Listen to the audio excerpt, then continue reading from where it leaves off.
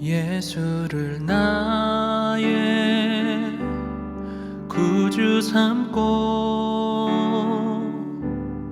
성령과 피로써 거듭나니 이 세상에서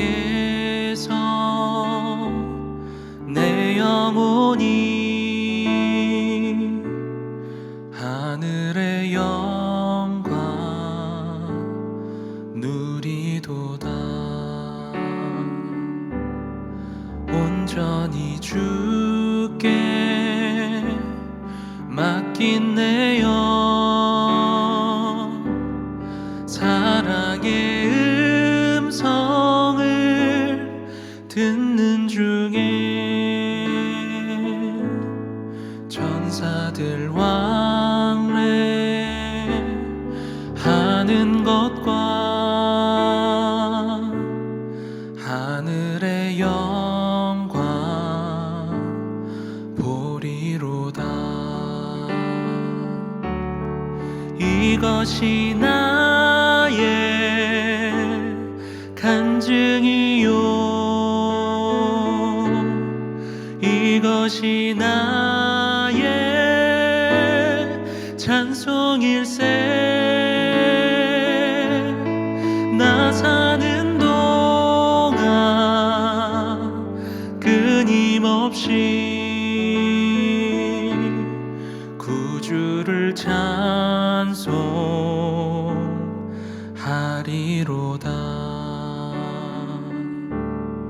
주 안에 기쁨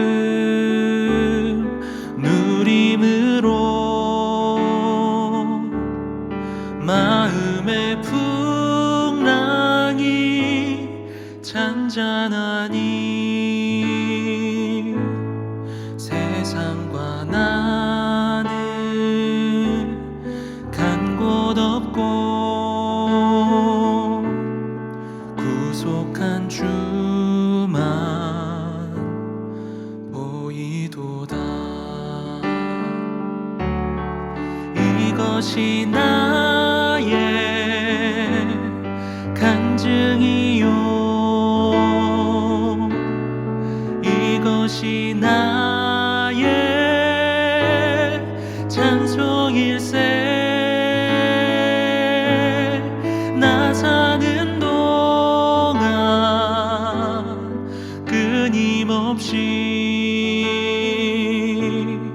구주를 찬송하리로다.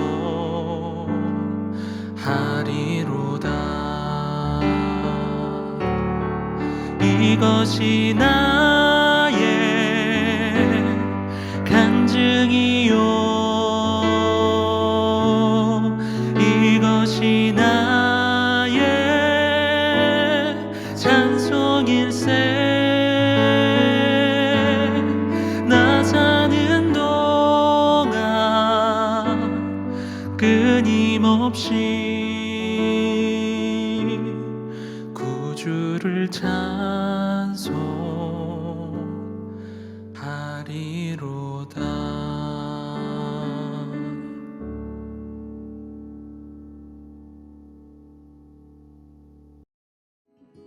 토요 묵상 말씀은 요한복음 3장 1절에서 15절입니다. 그런데 바리새인 중에 니고데모라 하는 사람이 있으니 유대인의 지도자라. 그가 밤에 예수께 와서 이르되 랍비여, 우리가 당신은 하나님께로부터 오신 선생인 줄 아나이다. 하나님이 함께 하시지 아니하시면 당신이 행하시는 이 표적을 아무도 할 수 없음이니이다. 예수께서 대답하여 이르시되 진실로 진실로 내게 이르노니 사람이 거듭나지 아니하면 하나님의 나라를 볼 수 없느니라. 니고데모가 이르되 사람이 늙으면 어떻게 날 수 있사옵나이까? 두 번째 모태에 들어갔다가 날 수 있사옵나이까? 예수께서 대답하시되 진실로 진실로 내게 이르노니 사람이 물과 성령으로 나지 아니하면 하나님의 나라에 들어갈 수 없느니라. 육으로 난 것은 육이요 영으로 난 것은 영이니 내가 내게 거듭나야 하겠다 하는 말을 놀랍게 여기지 말라. 바람이 임의로 불매 내가 그 소리는 들어도 어디서 와서 어디로 가는지 알지 못하나니 성령으로 난 사람도 다 그러하니라. 니고데모가 대답하여 이르되 어찌 그러한 일이 있을 수 있나이까? 예수께서 그에게 대답하여 이르시되 너는 이스라엘의 선생으로서 이러한 것들을 알지 못하느냐? 진실로 진실로 내게 이르노니 우리는 아는 것을 말하고 본 것을 증언하노라. 그러나 너희가 우리의 증언을 받지 아니하는도다.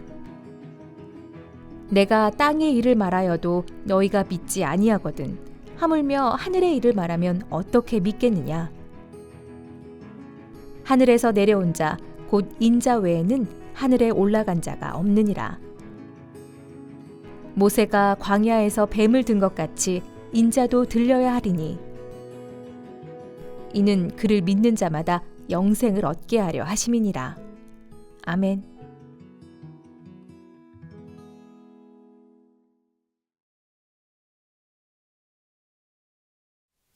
토요 성도 여러분, 안녕하세요. 올 한 해도 하나님의 풍성한 은혜 가운데 푹 잠겨 계시는 그런 은혜가 가득하시길 주님의 이름으로 축복드립니다. 자, 오늘 말씀은 니고데모와 거듭남의 신앙이라는 제목으로 함께 말씀을 나누도록 하겠습니다. 니고데모가 예수님을 찾아왔습니다. 이 찾아오면서 예수님과 이 구원에 관한 이야기들을 나누게 됩니다. 그 대화 속에서 우리에게 주시는 참된 구원의 원리가 무엇인지를 다시 한번 짚어보도록 하겠습니다. 첫 번째는 율법 종교로는 구원에 이를 수가 없습니다. 율법 종교. 니고데모가 누구입니까? 니고데모는 그 이름의 뜻이 백성들의 승리자, 정복자라는 이름의 뜻을 가지고 있습니다. 과거에 어떠한 그런 유대 사회에서 민족을 위해 기여한 그런 명문 가정이었던 것 같습니다. 지위와 권력을 가지고 있었던 사람이고요. 학식과 재능이 풍부한 그러한 일들을 겸비한 사람이라고 할 수가 있습니다.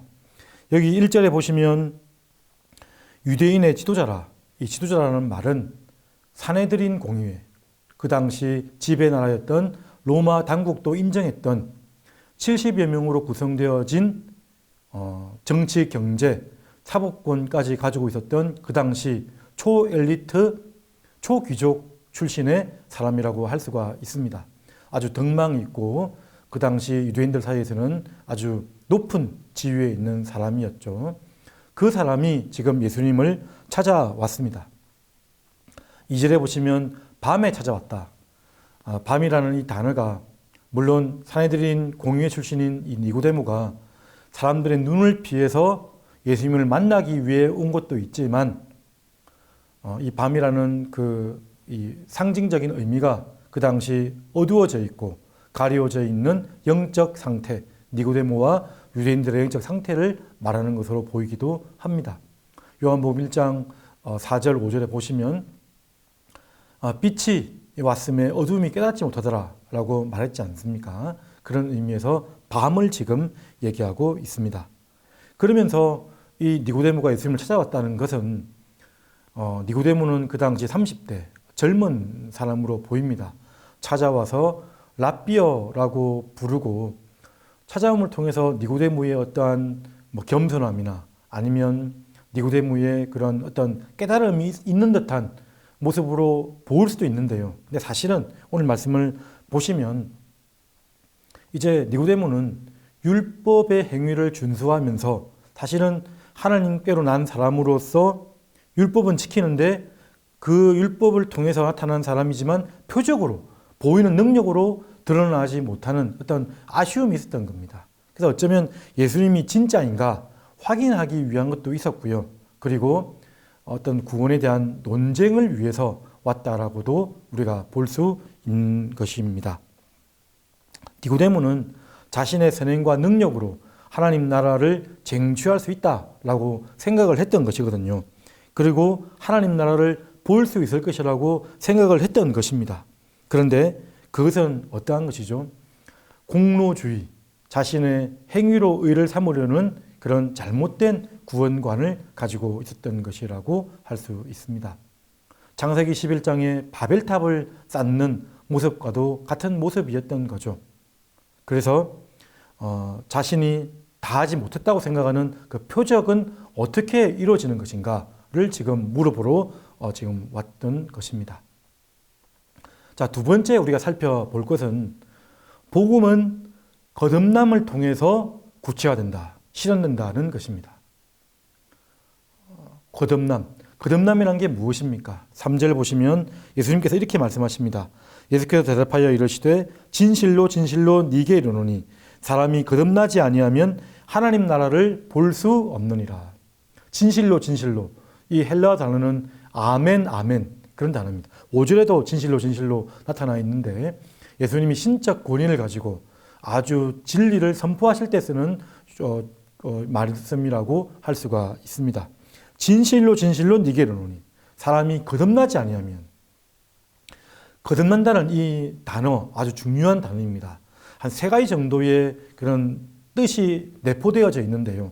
첫 번째는 니고데모도 그러한 뜻으로 생각해서 오해했던 다시 태어난다는 의미. 얼뜻 들으면 거듭난다는 표현이 다시 태어난다는 의미로 가장 와닿지 않습니까?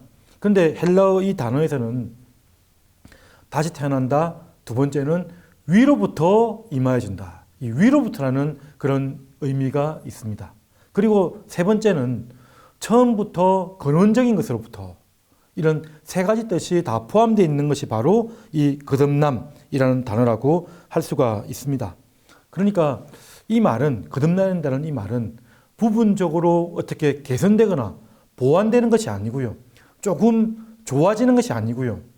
근원적으로 본성적인 위로부터의 변화를 말한다고 할 수가 있습니다. 니고데모는 오해를 했던 것이죠. 그러면 내가 지금 늙었는데 다시 태어나야 됩니까? 딱 다른 의미는 생각하지 않은 채 다시 태어난다는 육적인 의미만 생각을 하고 있었던 것입니다. 그러한 니고데모에게 예수님은 거듭남에 대해서 아주 상세하게 설명을 합니다.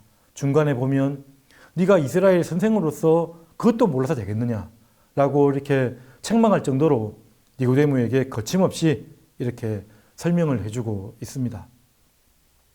거듭남은 위로부터 나타나는 본성적인 변화, 우리의 그 부분적인 것이 아니고요. 전인격적인 변화를 나타내는 것인데 이것은 사람으로부터 이루어지는 것이 아니다라고 설명을 하고 있는 것이죠. 5절에 보시면 사람이 물과 성령으로 나지 아니하면 하나님 나라에 들어갈 수 없느니라. 위로부터 주시는 성령의 능력으로 존재 자체가 총체적으로 변화되는 것을 말씀하는 것입니다. 그래서 여기서 물과 성령으로 나지 아니하면, 물과 성령으로 나야 된다. 물이라는 것은 씻김의 의미가 있지 않습니까? 그래서 사실은 다시 태어난다는 의미를 생각해 보면 어떤 완전한 죽음을 전제하고 있는 것입니다. 어떠한 죽음입니까? 자아의 죽음, 세속적 가치관의 죽음, 육체의 정욕의 죽음, 이러한 것들이 완전히 죽어진 다음에 영적으로 다시 태어나는 것이 바로 거듭남의 의미라고 할 수 있는 것입니다. 니고데모와 유대주의자들이 생각했던 그러한 행위 구원의 논리는 있을 수가 없는 것이죠. 선민의식이라는 것은, 그런 편견과 선입견은 이 거듭남에 도달할 수 없다는 것을 예수님은 말씀하고 계시다는 것입니다. 온전한 자아의 죽음과, 이것이 바로 회개 아니겠습니까? 회개 없이는 예수님의 증거를 아무리 제시하더라도, 표적이 아무리 보여지고 나타난다 하더라도 예수님을 온전히 믿을 수가 없다라고 이렇게 설명을 하고 있는 것입니다. 2장 25절에도 보시면 오늘 본문의 앞절이죠. 예수님은 24절 25절에 모든 사람을 알고 계시고 그리고 친히 사람의 속에 있는 것을 아신다고 했습니다. 단지 표적을 찾아서 쫓아다니는 그러한 육적인 종교, 율법 종교의 사람들이라는 것을 아시는 거죠. 그래서 근원적인 변화가 필요하다. 거듭남에 대해서 성경에 몇 군데 살펴 말씀이 나타나는데 디도서 3장 5절 말씀에 이렇게 나타나져 있습니다.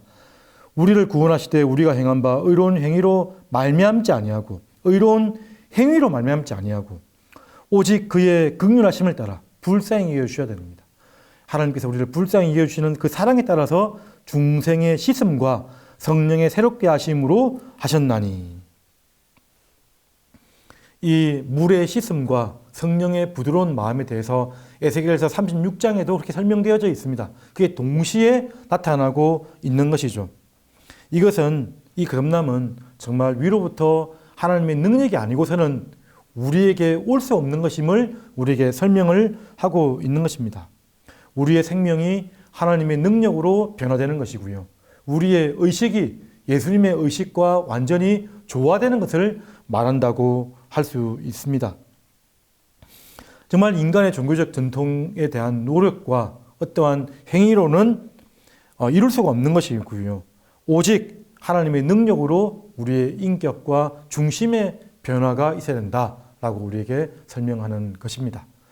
자, 그래서 세 번째는 성령으로 난 사람은 바로 믿음의 사람입니다. 자, 여기 보면 아까 거듭남에 대해서 설명을 했고 5절에 보면 물과 성령으로 나야 된다라는 말씀을 드렸고요. 그리고 이제 그걸 더 요약하면 8절에 바람이 임의로 불 때 네가 그 소리는 들어도 어디서 와서 어디로 가는지 알지 못하나니 성령으로 난 사람도 다 그러하니라.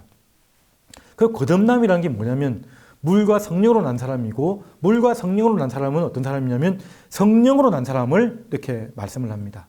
이 물이라는 이 단어가 이제 요한복음 6장 후반부로 가면 생수로 표현되는 본문이 나타나고요. 생수는 곧 성령이라고 하는 본문이 있습니다. 성령이라고 표시된 본문, 그리고 이 시섬의 물의 의미와 성령은 함께 가는 것이거든요. 그래서 결국 거듭남의 의미는 성령으로 난 사람으로 모아지게 되어 있습니다. 거듭난 자는 성령으로 난 자이다. 그런데 이 성령으로 난 자는 또 어떤 사람이냐면 이제 그 후반부에 예수님이 그렇게 말씀하시죠. 이 성령이라는 것은 바람이 임의로 불매 그 소리는 들어도 어디서 시작했는지 어디로 가는지 우리가 다 알지 못하지 않느냐. 성령의 임재도 그러한 것이다. 아주 신비롭게 우리에게 나타나는 것이다 라고 말씀하시니까 니고데모가 어떻게 그런 일이 일어날 수 있겠습니까? 물었습니다. 그랬더니 예수님이 이렇게 또 설명을 합니다. 그 바람과 같은 성령의 역사가 어떻게 나느냐? 우리가 보기에 어떤 모습으로 드러나느냐? 바로 무엇이냐면 믿음이다 라고 설명. 믿음이다. 그 비유를 들면서 구약 일들을 비유를 드는데요. 놋뱀 사건입니다. 놋뱀 사건. 이스라엘 백성들이 광야의 험한 길을 지나갈 때 길로 말미암아 원망과 불평을 또 쏟아내게 됩니다. 하나님이 또 들으셨죠. 들으시고 불뱀을 보내서 불뱀에 물린 자들이 죽게 되고요. 아주 극심한 고통에 이르게 되었습니다. 그럴 때 또 백성들은 모세에게 또 매달리고 모세는 하나님께 또 매달려서 하나님이 어떻게 명령을 하시냐면 놋으로 뱀을 만들어서 장대 위에 달아서 높이 들라라고 말씀하십니다. 그래서 그 놋뱀을 보는 자는 살리라. 실제로 그 뱀을 보는 자는 다 살았습니다. 그래서 14절 15절 말씀처럼 모세가 광야에서 뱀을 든 것 같이 인자도 들려야 하리니. 들려야 한다. 이 말씀은 참 여러 가지 의미가 있는데요. 인자라는 게 예수님을 의미하지 않습니까? 들려야 한다. 십자가에 높이 들리게 될 것이다. 십자가를 지금 예언하는 말씀이기도 하고요. 그러면서 이 들려야 한다는 이 표현이 높임을 받는다는 뜻도 있습니다. 영광을 받게 된다. 인자도 들려야 한다는 이 표현은 십자가에 못 박혀 죽으실 것도 예언함과 동시에 부활하셔서 하늘 보좌 우편에 승천하시고 영광스럽게 될 일들까지도 지금 보여주는 것입니다. 그래서 15절에 이는 그를 믿는 자마다 그의 십자가의 죽으심과 부활을 믿는 자마다 영생을 얻게 하려 하심이라. 믿음을 지금 얘기하고 있습니다. 십자가에 져서 죽으시고 영광 받으실 그분을 온전히 믿을 때 성령이 거하실 처소가 된다는 것을 우리에게 설명을 하고 있는 것이죠. 사랑하는 토요 새벽 성도 여러분, 우리는 끊임없이 니고데모처럼 되려고 하는 그런 경향들이 있습니다. 오늘 시간이 없어서 니고데모의 변화 7장, 19장 보면 또 나타납니다. 그렇지만 다 살펴볼 수는 없지만 니고데모는 이 예수님의 말씀을 듣고 서서히 변화가 일어나게 됩니다. 성령의 역사는 이 거듭남이라는 것은 베드로전서 1장 23절에 보시면 썩어질 씨로 되는 것이 아니고 썩지 아니하고 항상 있는 살아계신 하나님의 말씀으로 시작된다라고 설명을 합니다. 말씀이 들어가면 성령의 역사가 일어나게 됩니다. 성령의 역사가 일어나서 우리를 거듭나게 하시는 것이죠. 그러면서 우리 가운데 믿음이 싹트게 되게 되어져 있습니다. 주님이 사랑하시는 토요 성도 여러분, 오늘 말씀을 듣고 성령의 역사를 사모했으면 좋겠습니다. 그리고 성령의 역사가 일어날 때 우리에게 참된 회개의 역사가 함께 일어나게 되어져 있습니다. 믿음의 역사가 함께 일어나게 되어져 있습니다. 올 한 해 성령의 역사로 충만해지는 그러한 2022년이 되시기를 주님의 이름으로 축복드립니다. 우리 다 같이 기도하도록 하겠습니다. 오늘 말씀을 기억하면서 복음은 거듭남을 통해서 이루어집니다. 그리고 성령으로 난 사람은 믿음의 사람입니다. 율법, 종교, 세상에서 요구하는 의를 추구하지 않고 예수 그리스도의 의가 우리의 의가 되도록 믿음으로 나아가는 한 해가 되도록 또 한 주간이 될 수 있도록 가지고 나온 기도 제목을 들고 다 같이 기도하도록 하겠습니다. 은혜가 풍성하신 하나님 아버지, 우리 주님이 사랑하시는 우리 토요 성도 여러분, 주께서 기억하여 주시고 도와주셔서 우리 토요 성도들에게 한량없는 은총으로 부어주시고 위로부터 능력이 부어주셔서 우리를 온전히 거듭나게 하지 않으시면 우리가 구원에 이를 수 없음을 하나님 아버지 고백합니다. 주여 도와주시고 인도하셔서 올 한 해 성령의 풍성한 능력으로 위로하여 주시고 채워주시고 동행하여 주시옵소서.